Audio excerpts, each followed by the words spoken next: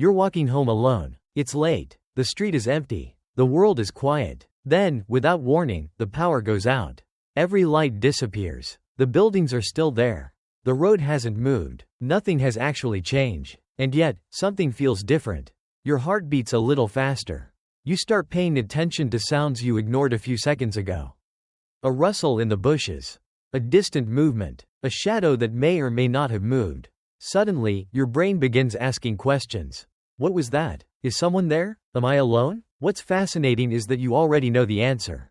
You're probably safe. You're probably imagining things. And yet part of your brain refuses to believe it. Why? Why do humans fear darkness? Why do children naturally dislike sleeping in dark rooms? Why do adults still feel uneasy in dark hallways?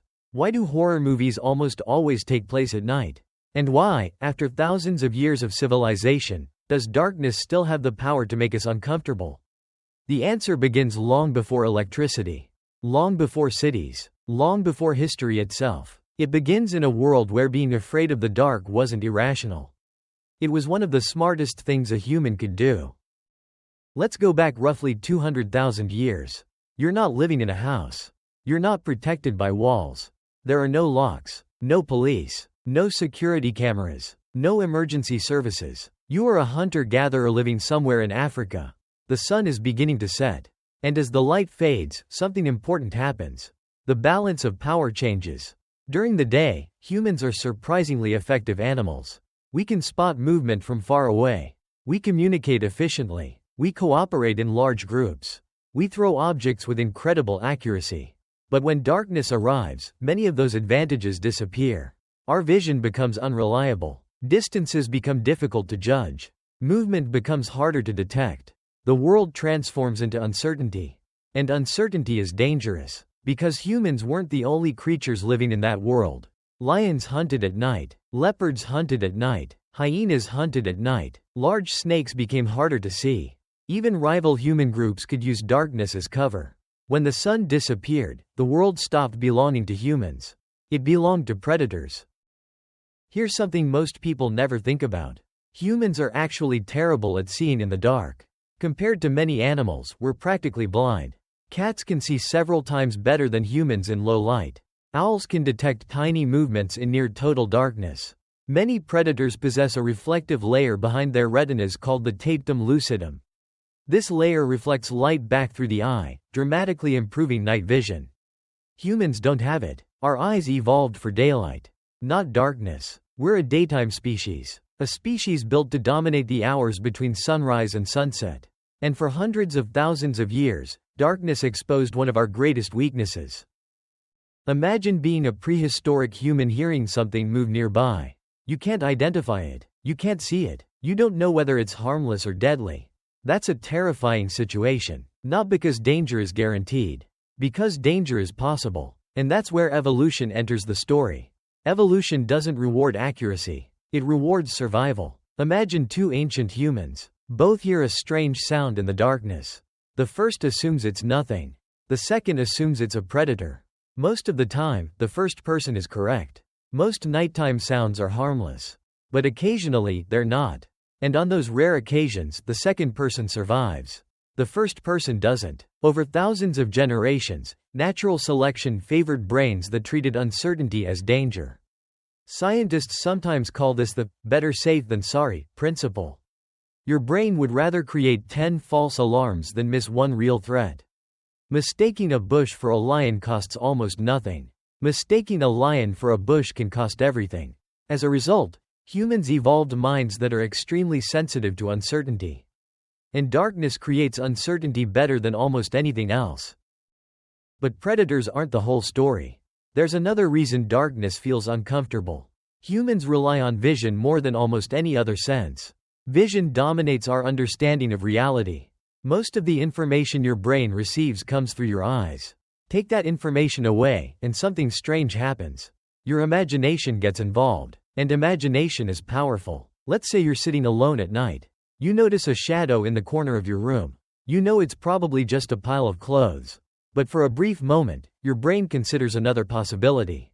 What if it isn't? That question is important, because fear often comes from possibility rather than reality. The brain doesn't need proof. It only needs uncertainty. And darkness creates uncertainty everywhere. This is why horror movies work. Think about it. Imagine a monster standing in a brightly lit room. You can see it clearly. You understand its shape, its size, its location. It's still scary, but not nearly as scary as hearing something move in darkness.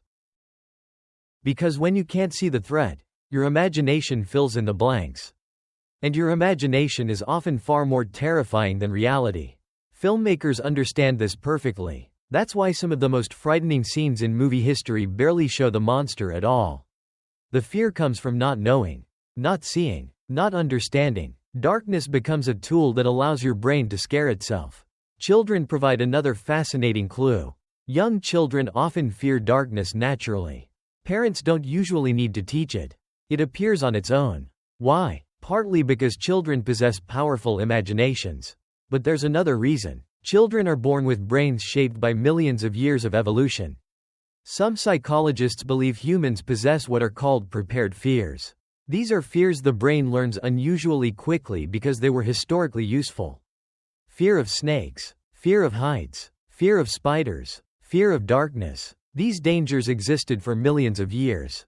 Electrical outlets don't frighten toddlers naturally. Darkness often does. Because evolution had time to prepare us for one and not the other. But if darkness has always frightened humans, why didn't we simply adapt to see better at night? The answer is surprisingly simple. We solved the problem another way. Fire. Around 1 million years ago, our ancestors learned to control it. And that changed everything. Fire wasn't just warmth. It wasn't just protection. It wasn't just cooking. Fire created light. For the first time, humans could push back against the darkness. A campfire created a small circle of safety in a dangerous world. Inside the circle, people could see, talk, cook, socialize. Outside the circle remained uncertainty. Predators, shadows, the unknown. The contrast between light and darkness became deeply symbolic. Safety versus danger. Known versus unknown. Community versus isolation. Even today, sitting around a campfire feels strangely comforting. That feeling may be far older than civilization itself. Anthropologists believe campfires may have played a major role in creating human culture. During the day, people hunted and gathered. At night, they gathered around flames. They shared stories, passed down knowledge, taught children, strengthened social bonds, created myths, and beyond the firelight waited darkness. The place where imagination lived. The place where monsters could exist. The place where the unknown began. Perhaps that's why campfire ghost stories still work today. Your brain recognizes the setting. A small circle of light surrounded by darkness. It's one of the oldest human experiences on Earth. This connection between darkness and mystery appears in nearly every civilization. Ancient Egyptians believed the sun god Ra traveled through a dangerous underworld every night. In Norse mythology, darkness was associated with chaos and powerful supernatural forces. Ancient Greeks filled the night with spirits, monsters, and divine beings. Across Asia, Europe, Africa, and the Americas, stories repeatedly linked darkness with the unknown. What's remarkable is that these cultures developed independently. Different languages, different histories, different religions, yet many arrived at similar conclusions. The dark was mysterious, and mystery demanded explanation. Humans hate unanswered questions. When we don't know what's hiding in darkness, we invent stories. Sometimes those stories become myths. Sometimes they become religions. Sometimes they become urban legends. But the psychological mechanism remains the same. The unknown makes us uncomfortable. Perhaps no phenomenon demonstrates this better than sleep paralysis. For thousands of years, people across the world reported remarkably similar experiences. They wake up, they can't move, the room is dark, and they sense a presence nearby. Sometimes they describe a shadowy figure standing beside the bed. Sometimes a creature sitting on their chest. Sometimes a dark human-like silhouette watching them. What's extraordinary is that these stories appear in cultures separated by oceans. For centuries, people believed they were encountering demons, spirits, ghosts, or supernatural beings. Today, neuroscience offers another explanation. Sleep paralysis occurs when parts of the brain wake up before the body regains movement. The mind becomes conscious while dream systems remain partially active. The result can be terrifying hallucinations. But notice something interesting. The hallucinations almost always emerge from darkness. The ancient fear remains. The brain still associates darkness with hidden threats, even when those threats exist only in the mind. Modern neuroscience has identified a key player in fear responses. A small structure deep inside the brain called the amygdala. The amygdala acts like an alarm system.